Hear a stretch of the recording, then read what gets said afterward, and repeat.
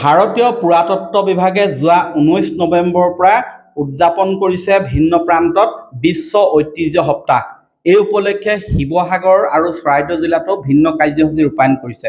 কিন্তু এই বিশ্ব ঐতিহ্য সপ্তাহ পালন কৰি থকাৰ সময়তে শিৱসাগৰত দেখিবলৈ পোৱা গৈছে এটা বিপৰীত ছবি। প্ৰাচীন যি কীৰ্তিচিহ্ন আছিলে, বহুকেইটা কীৰ্তিচিহ্ন তথা ঐতিহাসিক সম্পদ বৰ্তমান জহি খহি যাবলৈ ধৰিছে। সেই দৃশ্য মই দেখাব বিচাৰিছোঁ। মই বৰ্তমান উপস্থিত আছোঁ শিৱসাগৰৰ এই হৰগুৰি দৌলৰ মই ভিতৰৰ ভাগ দেখুৱাব বিচাৰিছোঁ। স্বৰ্গদেউ ৰাজেশ্বৰ সিংহৰ ৰাজত্বকালত 1700 শতিকাতে এই হৰগুৰি দৌল নিৰ্মাণ কৰা হৈছিলে।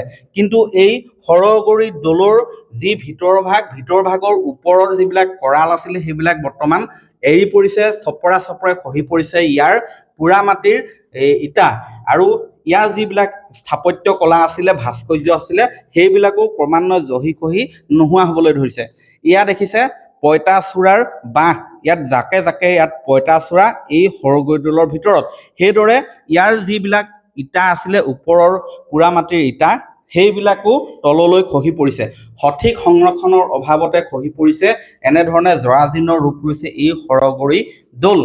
আৰু যি সময়ত কেন্দ্ৰীয় পুৰাতত্ত্ব বিভাগে এই বিশ্ব ঐতিহ্য সপ্তাহ পালন কৰিছে, সেই সময়তে কিন্তু এই দৃশ্য সুলভ হৈ পৰিছে। এনেধৰণৰ বিপৰীত দৃশ্য সুলভ হৈ পৰিছে।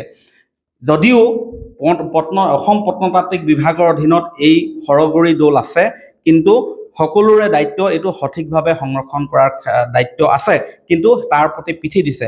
মোৰ কাষত অসমীয়া যুৱ মঞ্চ আৰু ছাত্ৰ মুক্তিৰ বিষয়ববী আছে। কি ক'ব?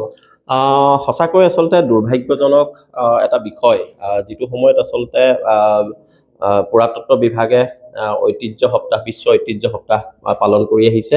তেনেকুৱা সময়তে শিৱসাগৰৰ যিসমূহ ঐতিহাসিক সমল আছে, ঐতিহাসিক সমলবোৰৰ যি আজি এক পয়া লগা অৱস্থা, তাক লৈ সঁচাকৈ আমি দুখ প্ৰকাশ কৰিছোঁ।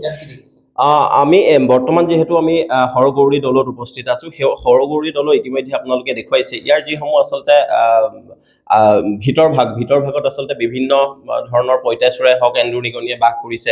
ইয়াৰ ইটাসমূহ আচলতে বখলে এৰাই আহিবলৈ ধৰিছে। ইয়াৰ বাহিৰত আচলতে আগৰ যিসমূহ ইতিহাস আচলতে অংকিত কৰি থোৱা আছিলে, সেই ভাস্কৰ্যসমূহ আচলতে চবলা এৰ খাবলৈ আৰম্ভ কৰিছে। ইয়াৰ যিটো চৌপাশৰ বাউণ্ডেৰী ৱালবোৰৰ নামত আচলতে কেৱল মাত্ৰ 2 এচুপৰা ইটাহে লাগি আছেগৈ।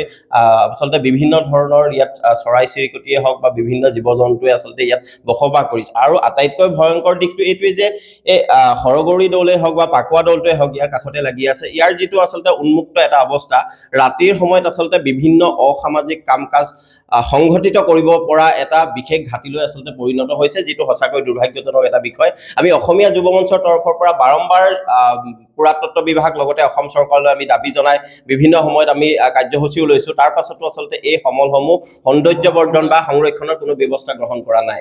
কি ক'ব? চাওক, শিৱসাগৰৰ লগতে অসমত যিসমূহ প্ৰাচীন কীৰ্তিচিহ্ন আছে, আহোম ৰজাই বনাই থৈ যোৱা যিসমূহ কীৰ্তিচিহ্ন আছে, এই আচলতে কীৰ্তিচিহ্নসমূহক লৈ কিমান দূৰ আচলতে গুৰুত্ব দিছে চৰকাৰখনে। আমি বাৰম্বাৰ দাবী উত্থাপন কৰি আহিছোঁ যে যিসমূহ আহোম ৰজাই বনাই থৈ যোৱা কীৰ্তিচিহ্ন আছে, আপোনালোকে সেইসমূহ সংৰক্ষণ কৰাৰ ব্যৱস্থা কৰক। আজি এই হৰগুৰি দৌলটোকে আপোনালোকে উদাহৰণস্বৰূপে যি বখলা এৰ খাবলৈ ধৰিছে, নিগনি এন্দুৰে বাঁহ লৈছে, ই সঁচাকৈ দুৰ্ভাগ্যজনক। আমি চৰকাৰখনলৈ পোনপটীয়াকৈ দাবী জনাইছোঁ যে ছাত্ৰ মুক্তি সংগ্ৰামীয়ে দাবী জনাইছোঁ, এই যিসমূহ আহোম ৰজাই বনাই থৈ যোৱা কীৰ্তিচিহ্ন আছে সংৰক্ষণ কৰাৰ ব্যৱস্থা কৰক। এইটো বুলিয়ে নহয়, বিভিন্ন ঠাইত এনেধৰণৰ ঐতিহাসিক সম্পদ আছে, আপোনালোকে সংৰক্ষণ কৰাৰ ব্যৱস্থা কৰক। হয়, সঠিকভাৱে যদিহে এই সম্পদসমূহ সংৰক্ষণ কৰা নহয়, তেনেহ'লে অথলৈ যাব বিশ্ব ঐতিহ্য সপ্তাহ পালনৰ উদ্দেশ্য। শিৱসাগৰ ঐতিহাসিক ৰংঘৰৰ বাকৰিৰ পৰা তলাতল ঘৰলৈ পুৰাতত্ত্ব বিভাগৰ উদ্যোগত এটা সজাগতামূলক ৰেলী উলিয়ালে কালি। সেই ৰেলীত সমদলত আহ্বান জনাইছে তেওঁলোকে যে ঐতিহাসিক সম্পদসমূহ সঠিক সংৰক্ষণ হ'ব লাগে, পৰিষ্কাৰ কৰি ৰাখিব লাগে।